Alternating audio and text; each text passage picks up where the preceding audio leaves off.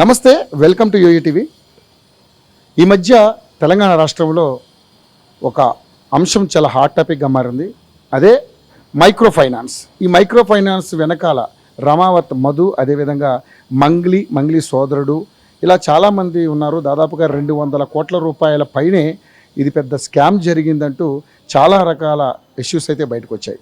దీని మీద సుబ్బు అనే అడ్వకేట్ కూడా చాలా గట్టిగా ఫైట్ చేస్తూ ఉన్నాడు.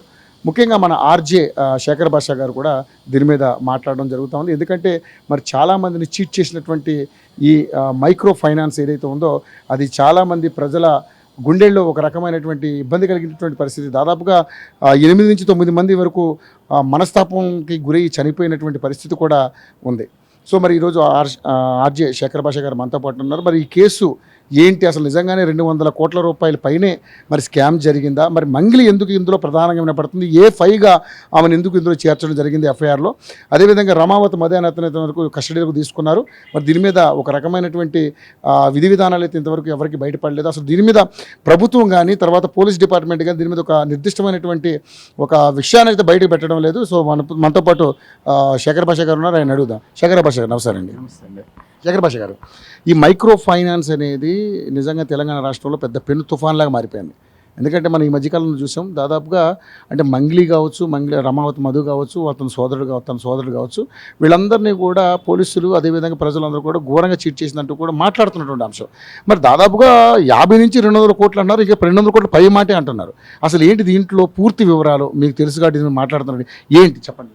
200 కోట్లు కాదు, నాకు తెలిసి 600 కోట్ల నుంచి 1000 కోట్ల వరకు ఉండే అవకాశం ఉంది. మంగ్లీ గారి సోదరులు అంటున్నారు.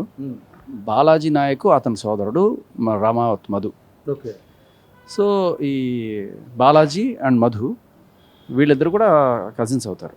యాక్చువల్గా ఇది స్టార్ట్ అయింది దేవరకొండ దగ్గర, పలుగుతాండను ఒక ఊరు, కుగ్రామం. నిన్న వెళ్ళొచ్చాను నేను అక్కడికి.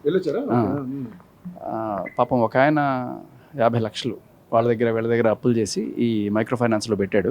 50 లక్షలు పెట్టిన తర్వాత అవి రావు అని తెలుసుకున్న వాళ్ళ బంధువులు ఇవన్నీ కూడా, నువ్వు ఏం చేస్తావో తెలియదు, నువ్వు చావనైనా చావు, నీ కిడ్నీ అమ్ముకుంటావా, ఏం చేస్తావు నాకు, మా డబ్బులు మాకు ఇవ్వు, తీసుకునేటప్పుడు మంచి మాటలు చెప్పినావుగా, ఇస్తావా చస్తావా అని చెప్పి రోజుకి అతనికి బాగా నిన్న మరి ఆయన సూసైడ్ చేసుకున్నాడో లేకపోతే ఆ టార్చర్ తట్టుకోలేక గుండెపోటు వల్ల మరణించాడు. మొత్తానికి ఆయన చనిపోయారు పాపం. వెళ్ళాక అతను అక్కడ చూస్తే ఆయనకి ఒక 7 ఏళ్ల కొడుకు, ఆయనకి 30-35 ఏళ్ళు ఉంటాయి. వెళ్ళాను నిన్న రాత్రి అరౌండ్ 9 అట్లా వెళ్ళాను నేను అక్కడికి. నేను సుబ్బు ఇద్దరం వెళ్ళాము. ఆయన చనిపోయిన ఆయనకి ఒక 7 ఏళ్ల బాబు, ఏమీ తెలియదు వాడికి, ఏం జరిగిందో తెలియదు పాపం. అట్టప్పించాడు. నేను తీసుకుని, ఏరా నాన్న ఏంటి నీకేం జరిగింది తెలుసా, నువ్వు ఏదైనా మాట్లాడతావా, కనీసం నీ మాటల్ని ప్రభుత్వానికి చేరేస్తావు, అతనికి న్యాయం జరగాలి కదా ఇప్పుడు. ఎందుకంటే తల్లి లేదు, తండ్రి లేడు, ఎలా చూసుకుంటారు వాళ్ళని. ఆయనేమో 2వ పెళ్లి చేసుకున్నట్ట, తల్లి చనిపోయిన తర్వాత. ఆ 2వ పెళ్లి చేసుకున్న తర్వాత ఇప్పుడు ఆవిడ కూడా అతను అబ్బాయిని చూసే పరిస్థితి ఉండదు. ఆవిడే అనాథైంది. ఇప్పుడు 2వ పెళ్లి చేసుకున్న ఆవిడ కూడా అనాథైంది. సో అక్కడికి వచ్చిన దాదాపు ఒక 150 మందిని నేను కలిసాను. ఆ 150 మంది చెప్తున్న పేరు బాలాజీ నాయక్ ఇతను, అలాగే మధు, అలాగే మంగ్లీ, వీళ్ళ పేర్లు గట్టిగా వాళ్ళు చెప్తున్నారు. చెప్తుంటే నేను అడిగా, మీరు బాలాజీ అంటున్నారు కదా, ఆయనకి డైరెక్ట్గా ఇచ్చారు కదా, మరి ఈవిడికి ఏంటి సంబంధం అని అడిగినప్పుడు, వీళ్ళ ముగ్గురు బంధువులండి, వీళ్ళ ముగ్గురు ఈ పక్క ఊళ్ళోనే ఉంటారండి, పక్క ఊళ్ళోనే ఉంటారు కాబట్టి ఆ రకంగా మమ్మల్ని నమ్మించారు, అందుకనే మేము దీంట్లో డబ్బులు పెట్టడం జరిగింది. నాకు నేను వెళ్తున్నప్పుడు దారిలో దేవరకొండ పోయాం. దేవరకొండ దగ్గర నుంచి ఆ పాల్తాండ ఎక్కడ అని తెలుసుకోవడానికి లోపలికి వెళ్తుంటే చిన్న రోడ్లు, కుగ్రామాలు. అరే ఇంత లోపలికి వీళ్ళు ఎలా వెళ్ళారు అసలు, ఎక్కడ అంటే మెయిన్ రోడ్డు మీద నుంచి అలా సందులు గొంతులు ఇరుకుపోతుంటే ఒక 15-20 కిలోమీటర్ల అవతల ఎక్కడో చిన్న విసిరేసినట్టుగా ఉన్న కుగ్రామం. ఆ తాండాలో వీళ్ళు ఇంత అమౌంట్, అంటే జస్ట్ ఆ ఒక్క దేవరకొండ పరిసర ప్రాంతాల్లో ఉన్న తాండాల్లో వీళ్ళు 30 నుంచి 40 కోట్ల వరకు వేశారు. నాకు షాక్ అనిపించింది, వీళ్ళ దగ్గర ఇంత డబ్బులు ఎక్కడి నుంచి వస్తున్నాయి, నంజార బిడ్డలు తాండాల్లో ఇంత డబ్బులు వీళ్ళు ఎక్కడి నుంచి తీసుకొచ్చిస్తున్నారు అంటే సగానికి సగం వాళ్ళ పొలాలు అమ్ముకొని సగానికి సగం బంధువుల దగ్గర నుంచి అప్పులు తెచ్చి. ఒకళ్ళైతే 4 కోట్లు పెట్టాడు. ఒక్కొక్కళ్ళు లెక్కలు చెప్తుంటే నాకు మతి పోయింది, బుర్ర తిరిగిపోయింది. 4 కోట్లు. ఈయన చచ్చిపోయిన ఆయన 50 లక్షలు. ఇంకా అసలు నిన్న వాళ్ళందరూ మాట్లాడుతుంటే ఒక్క పచ్చి బూతులు తిడుతున్నారు వీళ్ళని. ఆ బాలాజీ నాయక్ అనేవాడు ఎక్కడున్నాడో నాకు తెలుసు, పోలీసులకు తెలిసినా వాళ్ళని పట్టుకోరు. పోలీసులకు ఏదో డబ్బులు ఇచ్చి మేనేజ్ చేస్తున్నారు. నిన్న అతను చచ్చిపోతే ఆ శవాన్ని అక్కడ పెట్టి మాకు న్యాయం కావాలి అని చెప్పి అదేదో పోలీస్ స్టేషన్, ఆ ఊరి దగ్గరలో ఉన్న పోలీస్ స్టేషన్ దగ్గర వీళ్ళు గట్టిగా ధర్నా కూర్చున్నారు. కూర్చుంటే ఆడవాళ్ళని కూడా ఇట్టారు పట్టుకుని గుంజి లాఠీతో కొట్టి పక్కన పడేశారు అని చెప్పి వాళ్ళు చెప్పుకొచ్చారు పోలీసులు. అండ్ విచిత్రం ఏంటంటే దీంట్లో కొంతమంది పోలీసులు కూడా ఏంటి మోసపోయిన వాళ్ళ పోలీసులు కూడా ఉన్నారు. ఒక హెడ్ కానిస్టేబుల్ ఉండే నాకు పక్కన, ఆయన చెప్పాడు మీరు కూడా పెట్టారంటే అవునండి పెట్టామండి, ఫస్ట్లో అలా నమ్మించారండి అని చెప్తున్నాడు ఆయన. సో ఇప్పుడు ఆయన కాస్త ఊళ్ళో కొంత న్యాయం తెలిసిన వాడా, మరి ఆ పల్లెటూరులో ఎవరికి ఏం తెలుసు, వాళ్ళు ఏది చెప్తే. ఇప్పుడు వాళ్ళకి ఏం కావాలి అంటే అమాయకులు కావాలి, కొంత డబ్బు ఇవ్వగలిగే వాళ్ళు కావాలి. ఇక్కడ ఇలాంటి వాళ్ళు ఎక్కడ దొరుకుతారు, సిటీలో దొరకరు. అందుకే ఎత్తుక్కొని ఎక్కడో మారుమూల కుగ్రామాల్లో తాండాల్లోకి పోయి అక్కడి నుంచి మొదలెట్టారు. సో ఇది బాలాజీ నాయక్. ఆ బాలాజీ నాయక్ని చూసి అదే ఇన్స్పిరేషన్ మోడల్ తోటి మధు అనేవాడు తయారయ్యాడు. సో ఈ మధు కానీ బాలాజీ నాయక్ కానీ ఈవిడ పేరుని గట్టిగా వాడారు. అంటే ఈవిడ జస్ట్ లైక్ బ్రాండ్ అంబాసిడర్. ఈవిడిని ముందు పెట్టి ఇదిగో ఈవిడ ఉంది కదా, మీకేంటి మనకేంటి భయం, మన మంగళి బంజారా వాళ్ళందరూ కూడా వాళ్ళు ఆవిడ ఒక ఐకన్లోకి చూస్తారు. ఎందుకంటే ఆ కమ్యూనిటీకి మంచి పేరు తీసుకొచ్చిన ఆవిడ కాబట్టి ఆవిడే ఉండగా మనకేంటి అనే కోణంలో వాళ్ళు అందరూ డబ్బులు పెట్టడం జరిగింది. ఇప్పుడు ఇది అయ్యేటప్పటికీ వాళ్ళందరూ కూడా అసలు మామూలుగా ఎట్లా, మీకు ఆ వీడియో చూపిస్తా, అది బంజారా భాష, వాళ్ళు ఏం మాట్లాడుతున్నారో నాకైతే వాళ్ళ బాధలు మాత్రం అర్థమే. కోటి రూపాయలు అంటారు, లక్షలు అంటారు, తూ మంగ్లీ ఓ చేచే బో చేచే ఏ చేచే ఏదేదో తిడుతున్నారు వాళ్ళు. మీకు వీడియో ఇస్తే బంజారా భాష తెలిసిన వాళ్ళు ఎవరన్నా ఉంటే మీరు ట్రాన్స్లేట్ చేయించి దాని అర్థాలు ఏంటో చూడండి. బట్ నేను ఒక 2 రోజుల క్రితం వేరే ఇంటర్వ్యూలో చెప్తూ, సార్ ఇలా లక్షల వేల కోట్లు, మేబీ 1000 కోట్లు కూడా అయ్యుండొచ్చు, ఇంతమంది ప్రజలు రోడ్డున పడ్డారు, ఎందుకు ప్రభుత్వం స్పందించట్లేదు? సరే ప్రభుత్వం స్పందించకపోతే పని చేయించాల్సింది ఎవరు? ప్రతిపక్షం అయినా సరే గట్టిగా ప్రశ్నించాలి కదా. ప్రతిపక్షం ఏం చేస్తుంది? నిద్రపోతుందా? ప్రభుత్వం యంత్రాంగాన్ని నిద్రపోతుందా? సరే ఒక్క మీడియా తన పాత్ర మాత్రం గట్టిగా చేస్తుంది, మీడియా వాళ్ళందరూ గట్టిగా ప్రశ్నిస్తున్నారు. కానీ నేను అడిగేది ఏంటంటే, ఇప్పుడు ఎఫ్ఐఆర్లు, కోర్టులు, కేసులు ఎప్పటికి తెలియని వీళ్ళకి డబ్బులు ఎప్పటికి వచ్చాయి? ఆల్రెడీ చచ్చిపోతున్నారు మనుషులు. ఎంతమంది చచ్చిపోతే మీకు ఒక కమిటీ వేస్తారు? నేను అందుకే రేవంత్ రెడ్డి గారిని సూటిగా అడుగుతున్నాను. నిన్న వాళ్ళందరూ కూడా పాపం అందరూ ఇట్లా చేతులు ఎత్తి మొక్కి, అన్న రేవంత్ అన్న మాకు న్యాయం చేయండి అన్న, మీకే ఓటేసినామన్నా, మేము మిమ్మల్ని చూసుకునే మీ ధైర్యం అన్న, మీరు ఫ్రీ బస్ ఇస్తే సరిపోద్దా అన్న, ఇలా ఏదన్నా అయితే మాకు కావాలి కదన్నా, మాకు న్యాయం చేయండి అన్న అని చెప్పి అందరూ ఇట్లా చేతులు ఎత్తి ఆడాళ్ళందరూ కూడా రేవంత్ అన్న మాకు న్యాయం చేయండి. ఏం చేయాలి ఇప్పుడు అంటే, నేననేది లీగల్గా వచ్చే సొల్యూషన్ కన్నా ఒక పొలిటికల్ సొల్యూషన్ అనేది తొందరగా వర్కౌట్ అవుతుంది. రేవంత్ రెడ్డి గారు ఒక సిట్ వేసి ఇన్ని ఊళ్ళల్లో, కర్నూలు, డోను, గుత్తి, ఇక్కడ దేవరకొండ, కర్ణాటకలో బీదరు, మహారాష్ట్రలో కొన్ని, అండ్ అలాగే ఢిల్లీలో, ఇలా ఎక్కడెక్కడి నుంచో చిన్న చితక అనేది లేదు, ఇంకా తెలిసిన వాళ్ళు, చదువుకున్న వాళ్ళు, డాక్టర్లు, పోలీసులు కూడా పెట్టారంటే మీరు అర్థం చేసుకోవచ్చు. సో ఖచ్చితంగా రేవంత్ రెడ్డి గారు దీంట్లో చొరవ తీసుకొని చేసుకోవాలి. ఇకపోతే పోలీసుల సంగతి, పోలీసులు ఎంత చిత్తశుద్ధితో వ్యవహరిస్తున్నారు అనే, పోలీసుల ఇన్వాల్వ్మెంట్ కూడా ఇందులో ఉంది. ఒక పోలీస్ అధికారి, ఎందుకంటే సుబ్బుని ట్రీట్ చేసిన విధానం మనం చూసాం, ఇది అడ్వకేట్ని, అంటే కొంతమంది ఇన్వాల్వ్మెంట్ కూడా ఉంది. A5గా ఉంది మంగ్లీ అన్నారు. A5గా ఉన్నది సుబ్బు గారిని బెదిరించిన కేసులో. సుబ్బు నేను ఏకంగా యాక్సిడెంట్లో పోతావురా నువ్వు, లేకపోతే ఎంతో కొంత డబ్బులు తీసుకొని పో అని చెప్పి ఆయన రకరకాలుగా లొంగ తీసుకునే ప్రయత్నం చేశారు. అది పెట్టిన ఆ FIRలో మంగ్లీ డైరెక్ట్గా ఇన్వాల్వ్మెంట్ ఉండడానికి కారణం ఏంటి అంటే, ఆవిడే ఆ రోజున ఆయన ఉన్న ప్లేస్లో ఉంది, పాయింట్ నెంబర్ 1. ఆవిడే ఈ మధు అనేవాడితో డైరెక్ట్గా సుబ్బుకి కాన్ఫరెన్స్ పెట్టింది. ఇప్పుడు నాకు బయటకు వచ్చి నాకేం తెలీదు అని చెప్పి అనడం అనేది హాస్యాస్పదం. ఈమె మరి ఎవరైతే సజ్జనార్ని కలిసి మళ్ళీ కంప్లైంట్ చేయడం, ఇదేంటి ఇదంతా కొత్త డ్రామా కింద తెరదీసిందంటారా? అంటే నాకు ఇంత పలుకుబడి ఉందని పోలీస్ సర్కిల్లో చాటుకోవడం వల్ల మేబీ సుబ్బు గారికి జరిగిన ట్రీట్మెంట్ ఏదైతే ఉందో అది ఆ ఎఫెక్ట్ పనిచేసింది. సజ్జనార్ గారితో ఉన్న ఫోటో అలా పనిచేసిందేమో, పెద్ద ఆయనకి బాగా కాంటాక్ట్ ఉన్నట్టుంది, మనం అనవసరంగా ఎదుగుతాం, ఆయనతో ముట్టికాయలు తినాల్సి వస్తుందని ఆయన కొంచెం ఆవిడకి సపోర్టింగ్గా మాట్లాడినట్టు ఏమన్నా అని మీడియాలోకి వెళ్ళింది. బట్ నిజంగా ఆయన జెన్యున్గా ఆయన డ్యూటీ ఆయన చేసి ఉండొచ్చు, మనకు తెలియదు. సో ఇక్కడ ఆ ఒక్క ఫోటో సృష్టించిన ప్రకంపనది.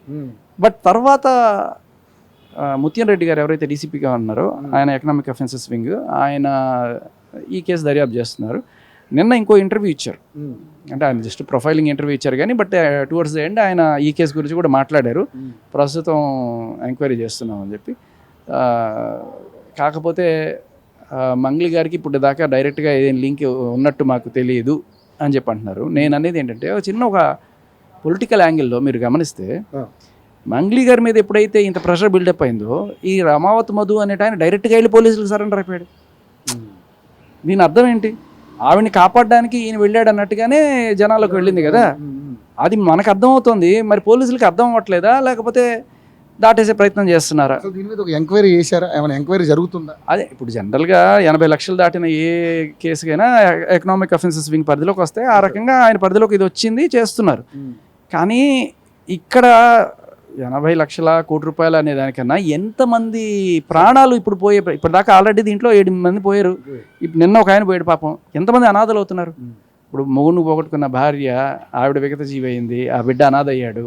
వాళ్ళ తల్లి 80-90 ఉంటాయి ఆవిడకి పాపం. ఆవిడ అయ్యా మాకు న్యాయం చేయండి అయ్యా అని వేడుకుంటుంది. సో నేను అడిగేది ఇది ఇలా అవ్వదు.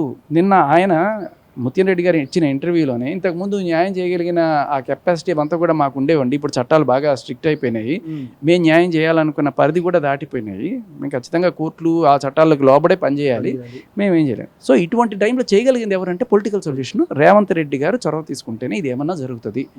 అది లేదంటే ఒకవేళ తీసుకోకపోతే పొలిటికల్గా ఎవరైతే ప్రతిపక్షంలో ఉన్నారో వాళ్ళని గట్టిగా ఫైట్ చేయాలి, మాట్లాడాలి కదా. నేను అదే అంటున్నాను. ఇప్పుడు వాళ్ళ ఆవిర్భావ దినోత్సవాలు అద్భుతంగా చేసుకుంటున్నారు, కొత్త కొత్త పార్టీలు పెట్టుకుంటున్నారు, ఇవన్నీ చేసుకుంటున్నారు. కానీ జనాల సమస్యల గురించి మీరు మాట్లాడకపోతే మీరేం ప్రతిపక్షం?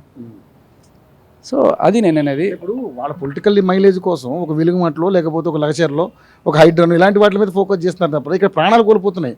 మొన్నటిదాకా కూడా ఆర్టీసీ ఉద్యోగులు ఒక ప్రాణం కోల్పోతున్నాయి కానీ ప్రభుత్వం దిగి రాలేదు. సో ఇప్పుడు దీని మీద కూడా ఇన్ని ప్రాణాలు కోల్పోతున్నా, ప్రభుత్వం పట్టించుకోకపోతే ఎవరిని అడగాలి? మరి ఇక్కడ జనాలకు వచ్చే డౌట్ ఏంటంటే అదేదో తలా పాపం తెలా పిడికెడు అంటారు చూడండి.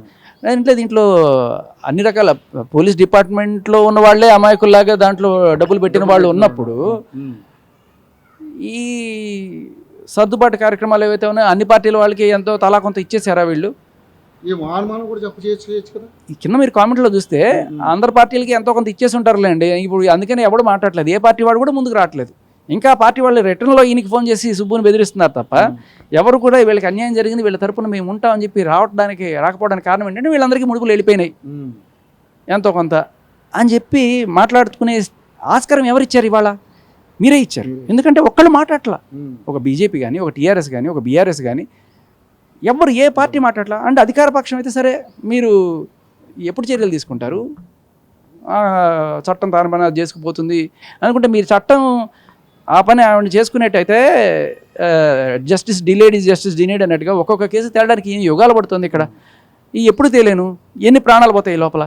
సో మీరు క్విక్గా యాక్ట్ చేయకపోతే ఇలా మీరు ప్రభుత్వం వాళ్ళల్లో పలుకుబడి కోల్పోయే అవకాశం ఉంటుంది. రేపు మళ్ళీ ఎలక్షన్స్కి ఓట్లాడడానికి వెళ్ళినా కూడా మీకు ఖచ్చితంగా ప్రాబ్లం అవుతుంది. ఆ తాండాల్లో చాలా ఉన్నారు, ఇలాంటి తాండాలు చాలా ఉన్నాయి. సో మనకి తెలుస్తున్నది మాత్రమే, తెలియని ఇంకెంత ఉందో. కానీ ఇప్పుడు ఒక మంగ్లీని మీరు అందాక అన్నారు, మంగ్లీ అనేది ఒక బ్రాండ్ అంబాసిడర్ కాబట్టి ఆవిడ్ని ముందు పెట్టారు అనేది అంటున్నారు. కానీ నిజంగానే మంగ్లీ ఇన్వాల్వ్మెంట్ ఎంతవరకు ఉంటుందని మీరు ఎక్స్పెక్ట్ చేస్తున్నారు? అది పోలీసులు తేల్చాలి. కానీ నాకు వస్తున్న డౌట్లో మొట్టమొదటి డౌట్ ఏంటంటే మంగ్లీ పేరు రాగానే మధు ఎందుకు లొంగిపోయాడు? అది పెద్ద విషయం. అండ్ అసలు నీకు ఏ సంబంధం లేనప్పుడు నువ్వు వెళ్ళి పంచాయతీకి 4 గంటలు ఎందుకు కూర్చుంటావు? అండ్ ఇప్పుడు నీకు సంబంధం లేదు, నీకు అసలు సంబంధమే లేదు అనుకున్నప్పుడు మీ తమ్ముడి మీద ఆరోపణలు వస్తున్నాయి, తమ్ముడి మీద ఆల్రెడీ అతను నోట్ల కట్టలు తీసుకొని మీ ఇంటికి వచ్చిన ఇవన్నీ కూడా చెప్తున్నప్పుడు సరే మీ తమ్ముడు నేరం అయితే తమ్ముడు నేరం తేల్చని జనాలు, పోలీసులు తెలుస్తారు. ఆయన పేరు కూడా అక్యూజ్ లిస్ట్లో ఉంది కదా, శివ. బట్ మీరు మీడియాకు వచ్చి చూడండి వీడంత అమాయకుడు, వీడండి నోట్లు కట్ట అంటే అతన్ని సేవ్ చేసే ప్రయత్నం మీరు చేస్తున్నారు. నేరస్తుల్ని కాపాడే ప్రయత్నం మీరు చేయడం కూడా నేరమే అవుతుంది. ఇక్కడ మీరు మధుని కాపాడాలన్నా లేకపోతే ఇంకెవరిని కాపాడాలన్నా కూడా అది నేరమే అవుతుంది. వాళ్ళు చట్టం దాని పని చేసుకోనివ్వకుండా మీరు పలుకుబడి ఉపయోగించి ఆపడానికి ప్రయత్నిస్తారు. సెంట్రల్ మినిస్టర్ కావచ్చు, లేకపోతే మన లోకల్ ఎమ్మెల్యే వాళ్ళ నాన్న కావచ్చు, ఇంకెవరైనా కావచ్చు. ఇవి కరెక్ట్ కాదు. సో డౌట్లు రేకెత్తే విధంగా అయితే ఉంది. ఖచ్చితంగా ఆవిడ మీద ప్రాపగండా మొదలవగానే మధు వెళ్ళి లొంగిపోవడం అనేది దీనికి ఆ పెద్ద డౌట్కి తాస్కం. ఆవిడ్ని కాపాడే ప్రయత్నం చేస్తున్నారు. అండ్ ఇంకోటి, పోలీసులు మేము మధుని ఎంక్వైరీ చేస్తే ఆయన ఏం చెప్పట్లేదు, ఆయన మా మంగళికి దీనికి సంబంధం ఉన్నట్టుగా ఆయన ఎక్కడా చెప్పట్లేదు అని చెప్తున్నాడు. అంటే దాని అర్థం ఏంటి? ఆయన అందుకనే కదా లొంగిపోయింది. ఆయన మీద వేసుకోవడానికి లొంగిపోయినప్పుడు ఆయన మంగళి పేరు చెప్పొద్దని, మంగళి మీద డిఫేమ్ కావద్దని ఆయన లొంగిపోయినప్పుడు ఆయన ఎలా చెప్తాడని మీరు ఎక్స్పెక్ట్ చేస్తారు సార్? మీరు ఈ వేలో వెళ్తే ఎప్పుడు తేలేను. సో కాల్ రికార్డ్ ఈ కేసు తేలేజీలోపు ఇంకెన్ని ప్రాణాలు పోతాయి? అంతే. సో దయచేసి రేవంత్ రెడ్డి గారిని నేను అడిగేది ఏంటంటే, మీరు ఖచ్చితంగా ఒక సిట్ వేసి ఇమ్మీడియట్గా దీన్ని దర్యాప్తు చేయండి. అండ్ అలాగే ప్రతిపక్షాలు మీరు మీ కన్స్ట్రక్టివ్ పాత్ర పోషించండి. అంతే.